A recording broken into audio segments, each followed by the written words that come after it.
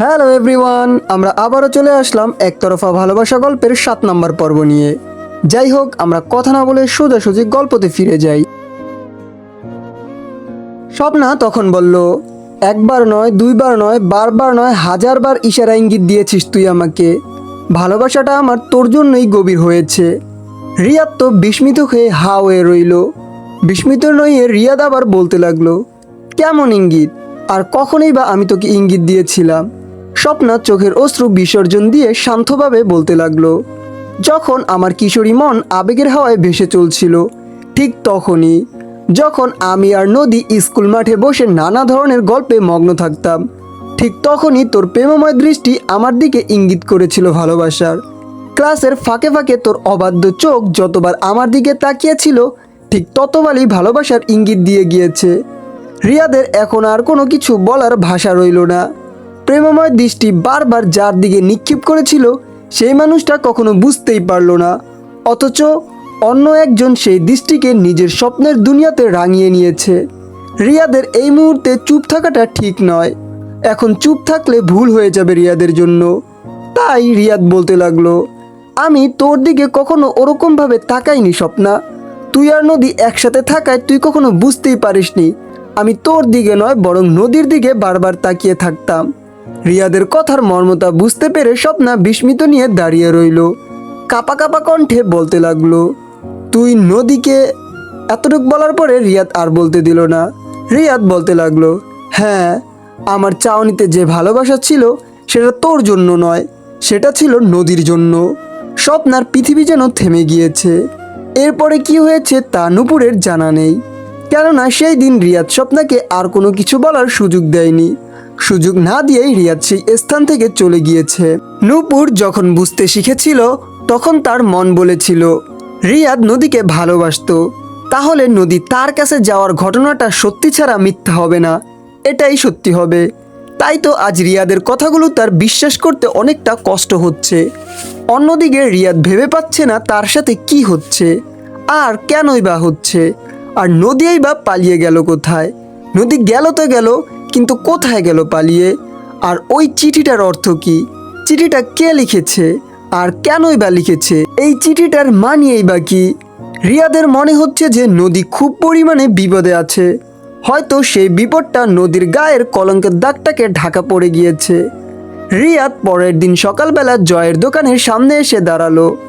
একদিন এখানে একটি দোকান দিয়ে শুরু করেছিল রিয়াদ, আজ এখানে পরপর 4টি দোকান, 5 জন কর্মচারীও রয়েছে। তাদের থেকে জানতে পারা গেছে এই সবগুলো দোকান এখন জয়েরই। জয় জীবনের উন্নতির শিখরে পৌঁছে গেছে। আজ আর জয়ের জীবনে রিয়াদ নামে কোনো মানুষের প্রয়োজন নেই, ফুরিয়ে গিয়েছে রিয়াদের প্রয়োজন। কর্মচারীর থেকে জানা গেছে জয় কিছুক্ষণের মধ্যেই এখানে আসবে। তাই রিয়াদ রাস্তায় দাঁড়িয়ে অপেক্ষা করতে লাগলো। বেশ কিছুক্ষণ অপেক্ষার শেষ দেখা গেল জয়ের দিকে। জয় আসতে শুরু করেছিল। জয় এসে পড়ল। জয় রিয়াদকে দেখে বেশ চমকে গেল। জয় বিস্ময়কর চাহনি নিয়ে রিয়াদের দিকে তাকালো। জয় স্বাভাবিকভাবে শান্ত কণ্ঠে রিয়াদকে জিজ্ঞাসা করলো, কি চাই এখানে? রিয়াদ বলল, জয়, তোর সাথে আমার কিছু কথা আছে, প্লিজ চল একটু আলাদাভাবে কথা বলি। সকলের সামনে কথাগুলো বলা যাবে না, একটু পার্সোনাল কথা। তখন জয়ের অনিচ্ছা থাকা সত্ত্বেও জয় যেতে রাজি হয়ে যায়। রিয়াদ জয়ের সাথে একটি নিরিবিলি স্থানে গিয়ে বসলো। জয় স্বাভাবিকভাবেই রিয়াদকে বলল, যা বলার তাড়াতাড়ি বল, আমার তাড়া রয়েছে, দোকানে আমার অনেক কাজ রয়েছে। তখন রিয়াদ জয়কে বলতে লাগলো, কোনো কথা ঘুরাবো না, সোজাসুজি মেন কথাতে আসা যাক। নদীর সাথে কি হয়েছে আমাকে স্পষ্টভাবে বল। এটা শুনে জয় তো একেবারে হতবাক। জয় তাচ্ছিল্যের হাসি দিয়ে রিয়াদকে বলতে লাগলো, নাটক করার জন্য এত বছর পরে আবার দেখা করতে আসছিস তাই না? রিয়াদ বুঝতে পারছে জয় এরকম কেনই বা করছে। তাই তো নিজেকে স্বাভাবিক রেখে রিয়াদ বলতে লাগলো, নদীর সাথে আমার 6 বছর যাবৎ কোনো দেখা হয়নি জয়। নদীর সাথে আমার প্রেমের সম্পর্ক 6 বছর আগেও ছিল না, আজও নেই, আর ভবিষ্যতেও থাকবে না। তোরা যা জানিস সব কিছুই ভুল। জয় এবার দীর্ঘ একটি নিঃশ্বাস ফেলল। তারপরে শান্তভাবে আবার বলতে লাগলো, আমি অক্ষম কিনা জানি না রিয়াদ, তবে সংসার জীবনে 4 বছরের নদীকে আমি একটি বাচ্চা দিতে পারিনি। হয়তো এটাই সে আমার অক্ষমতা ভেবে নিয়েছে। সে তার ভালো থাকা খুঁজে নিয়েছে, তাই তার প্রতি আমার কোনো অভিযোগ নেই। তুই আমার বন্ধু, তোর জন্যই আজ আমি এতটা পথ পাড়ি দিতে পেরেছি। তাই আমার ভালোবাসা তোর সাথে সুখে আছে, এটা জেনে আমি খুব খুশি আছি রিয়াদ। এতটুক বলে জয় একটু চোখের পানি মুছল। জয়ের চোখে পুরো পানিতে ভিজে গিয়েছে। তার কিছুক্ষণ পরে জয় আবার দীর্ঘশ্বাস ফেলে পুনরায় বলতে শুরু করলো। একবার মনে হয়েছিল যে জীবন আর সামনে এগিয়ে যাওয়া আমার হবে না। আমার ধারণাকে ভুল প্রমাণ করে দিয়ে স্বপ্না আমার হাত ধরেছিল। স্বপ্নার বাড়িয়ে দেওয়া হাতটা ধরেই আমি অতীতকে ভুলে গিয়েছি রিয়াদ। তাই দয়া করে নতুন কোনো নাটক করিস না আমার সাথে। রিয়াদ বুঝতে পারছে সে জয়কে কিছুভাবেই বুঝাতে পারছে না, কিন্তু জয়কে যে তার বুঝাতেই হবে। রিয়াদ তাই তো আবার স্বাভাবিকভাবে বলতে লাগলো, তোরা যা জানিস সব কিছুই ভুল। সত্যি আমার আর নদীর মাঝে কোনো কিছু নেই। আমি আদৌ জানি না নদী কোথায়। আমি নদীকে খুঁজতে চাই জয়, তুই আমাকে সাহায্য কর। জয় এবার তার ছেলের একটি হাসি দিল, রিয়াদের মুখের দিকে তাকিয়ে রইল। খুব শান্তভাবে আস্তে করে বলতে লাগলো, জানোস রিয়াদ, আমি জানি না মানুষ এত নিখুঁত অভিনয় কিভাবে করে। দেখ, তোর মুখের দিকে দেখে মনে হচ্ছে তুই সত্যি বলছিস। আমার না তোর কথা বিশ্বাস করতে ইচ্ছে হচ্ছে, কিন্তু আমি তোকে বিশ্বাস করতে পারতেছি না। তখন আবার রিয়াদ বলল, আমি অভিনয় করছি না জয়, আমি যা বলছি সবই সত্যি বলছি। তখন আবার জয় বলতে লাগলো, তুই অভিনয় কর কিংবা না কর, তাতে আমার কোনো সমস্যা নাই। তোকে শুধু একটা কথাই বলতে চাই, একজন হৃদয় ভাঙ্গা মানুষ আরেকজন হৃদয় ভাঙ্গা মানুষকে বুঝতে পারে। স্বপ্নার ভাঙ্গা হৃদয় ছিল বলেই আমার ভাঙ্গা হৃদয়ের যন্ত্রণা উপলব্ধি করতে পেরেছে সে। আমি দ্বিতীয়বার স্বপ্নার হৃদয়টা ভাঙতে পারবো না, কিছুতেই পারবো না। আমি যে স্বপ্নার মায়ায় জড়িয়ে গিয়েছি রিয়াদ। রিয়াদকে আর কিছু বলার সুযোগ না দিয়েই জয় চলে গেল। রিয়াদ জয়ের চলে যাওয়ার দিকে এক দৃষ্টি নিক্ষেপ করে দীর্ঘশ্বাস ফেলে তাকিয়ে রইল। রিয়াদের ভাবনাগুলো সব নিস্তব্ধ হয়ে গেল। রিয়াদ ভেবে পাচ্ছে না তার এখন কি করা উচিত, কোথা থেকে সে শুরু করবে। সে নদীকে কিভাবেই বা খুঁজে পাবে, নদী কোথায় বা আছে। গ্রামের লোকজনের সাথে কথা বলে রিয়াদ নদীর ব্যাপারে জানার চেষ্টা করলো, কিন্তু সফল হলো না। যতটুকু রটেছে ততটুকুই জানে তারা, কেউ বাড়িয়ে কোনো খবর দিতে পারলো না। রিয়াদের মনে হচ্ছে সব রাস্তা বন্ধ হয়ে গিয়েছে, আর কোনো রাস্তা নেই। হয়তোবার নদীকে খুঁজে পাওয়ার রাস্তা সবই বন্ধ, কোথাও এক ফোঁটা আশার আলো বেঁচে নেই। ঠিক তখনই আশার আলো নিয়ে পাশের বাসার জামিলা ভাবি রিয়াদকে বলল, দেখো রিয়াদ, আমরা যতটা জানি ততটা তোমাকে বললাম, তবে এতটুক বলার পরে ভাবি থেমে গেল। রিয়াদ তখন কৌতূহলী ভাবিকে জিজ্ঞাসা করলো, তবে কি ভাবি, আমাকে স্পষ্টভাবে সব কিছু বলেন। ভাবি বলতে লাগলো, নদী পালানোর খবর বের হওয়ার কিছুদিন আগে ঋতু মানে জয়ের বোন এসেছিল তোমার খোঁজ নিতে। রিয়াদ কিছুটা নয়, বেশ অবাক হলো। জয়ের বোন তার সাথে দেখা করতে এসেছিল, কিন্তু কেন? জয়ের বোনের তার কি দরকার ছিল? রিয়াদ কৌতূহল দমাতে না পেরে ভাবিকে জিজ্ঞাসা করলো, ঋতু কেন এসেছিল ভাবি, কিছু কি বলে গিয়েছে আপনাকে? তখন ভাবি বলল, তা বলেনি, শুধু বলল তোমার সাথে দেখা হওয়াটা জরুরি। রিয়াদ ভাবিদেরকে বিদায় দিয়ে ঘরে এলো। মনের মধ্যে এবার কিছুটা আশা জাগলো, হয়তো ঋতু তাকে কিছু সাহায্য করতে পারে, কিন্তু সে ঋতু অবধি কিভাবেই বা পৌঁছবে। রিয়াদ বসে বসে ভাবছিল ঠিক কিভাবে ঋতুর সাথে তার দেখা করা যায়। ঠিক তখনই তাকে অবাক করে দিয়ে ঋতু তার ঘরে ঢুকলো। ঘরে প্রবেশ করার সময় রিয়াদ ঘরের দরজা দিতে ভুলে গিয়েছে, তাই তো ঋতু সোজাসুজি ঘরের ভিতরে প্রবেশ করেছে। রিয়াদ ঋতুকে দেখে অবাক হয়ে বলল, ঋতু তুমি এখানে? তখন ঋতু বলতে লাগলো, হ্যাঁ আমি এখানে, আমি আপনাকে কিছু বলতে চাই। রিয়াদ তখন বলল, হ্যাঁ বলো, আমি তো তোমাকেই খুঁজতেছিলাম। তখন ঋতু তড়িঘড়ি করে বলতে লাগলো, দেখুন আমার হাতে কিন্তু সময় নেই, আমি কোনো ঝামেলা চাই না, তাই আমি সোজাসুজি আপনাকে সব কিছু বলে দিচ্ছি। ভাবি শহরে তার মামাতো বোনের বাসায় আছে, দয়া করে এইসব নিয়ে গ্রামে আর কোনো কাদা ছোড়াছিড়ি করবেন না। ঋতু এক মুহূর্ত দাঁড়ালো না, সাথে সাথেই সে চলে গেল। যেই গতিতে ঋতু এসেছিল রিয়াদের কাছে, সেই গতিতেই আবার ঋতু চলে গেল।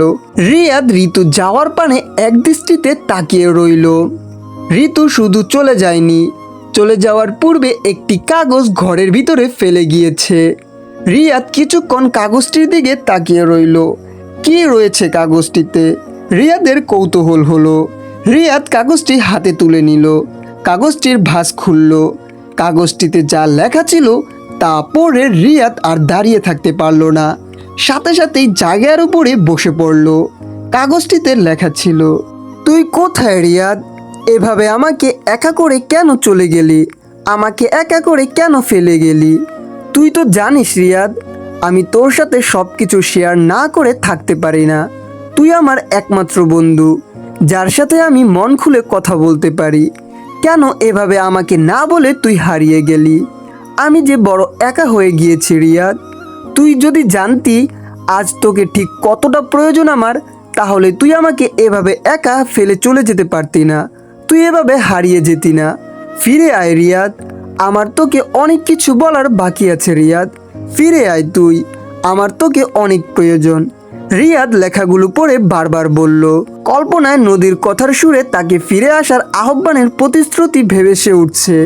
রিয়াদের মন বলছে নদী তাকে খুব কষ্ট নিয়ে ডাকছে।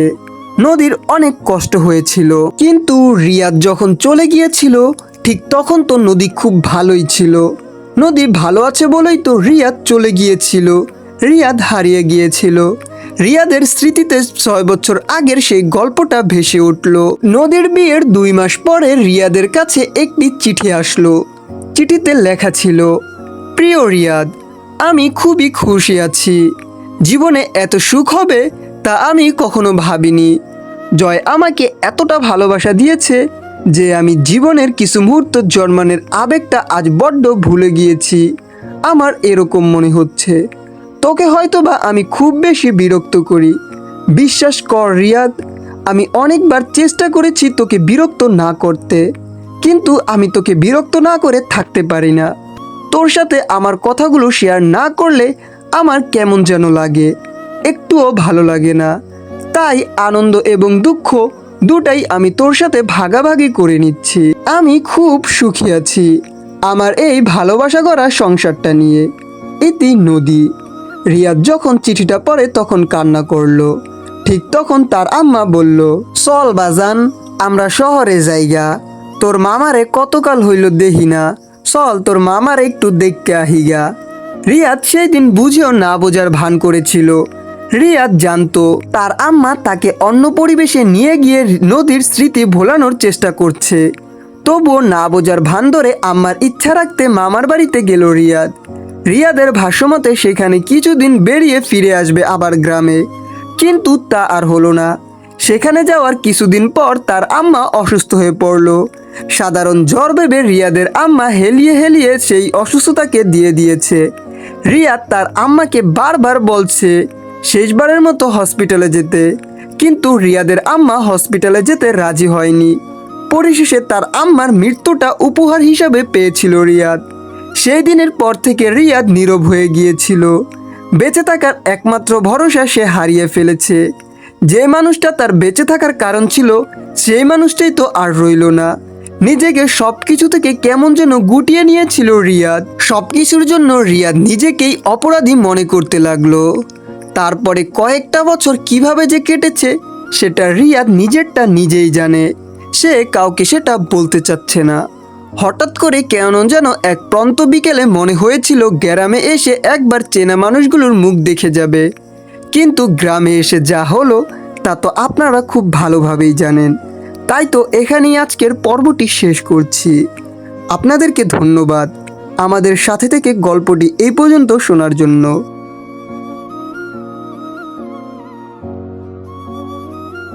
প্লিজ আমাদের গল্পটি যদি ভালো লেগে থাকে তাহলে অবশ্যই একটি সাবস্ক্রাইব, একটি কমেন্ট, একটি লাইক করে যাবেন, কারণ আপনাদের একটি সাবস্ক্রাইব, কমেন্ট, লাইক এগুলো আমাদেরকে গল্প বানানোর জন্য আরও উৎসাহিত করে।